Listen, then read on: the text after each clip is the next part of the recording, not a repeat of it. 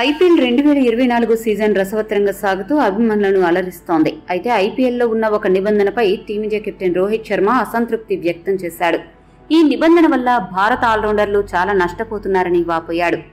రోహిత్ శర్మ ఏమన్నాడంటే, ఐపీఎల్లో తీసుకొచ్చిన ఇంపాక్ట్ రూల్ పెద్దగా నచ్చలేదు. ఈ రూల్ వల్ల భారత ఆల్రౌండర్లు చాలా నష్టపోతున్నారు. వాషింగ్టన్ సుందర్, శివన్ దుబే లాంటి వారు తమ బౌలింగ్ నైపుణ్యాన్ని ప్రదర్శించుకోవడానికి వీలు లేకుండా పోయింది.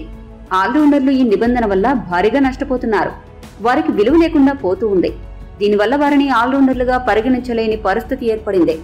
దేశానికి ప్రాతినిధ్యం వహించే సమయంలో ఆల్రౌండర్లకు డిమాండ్ ఉంటుంది. అలాంటప్పుడు వీరు ఏదో ఒక విభాగానికే పరిమితమైతే వారి కెరీర్లు ఇరుకున పడే ప్రమాదం ఉంది. ఓవరాల్ గా ఇంపాక్ట్ ప్లేయర్ నిబంధనకు నేను అభిమానిని కాదు. వినోదం కోసం నిబంధనలను ఇంతలా సడలించాల్సిన అవసరం లేదు.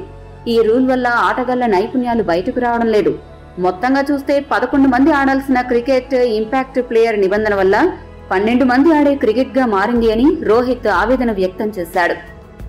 రోహిత్ వ్యాఖ్యలపై మీ అభిప్రాయాన్ని కామెంట్ చేయండి.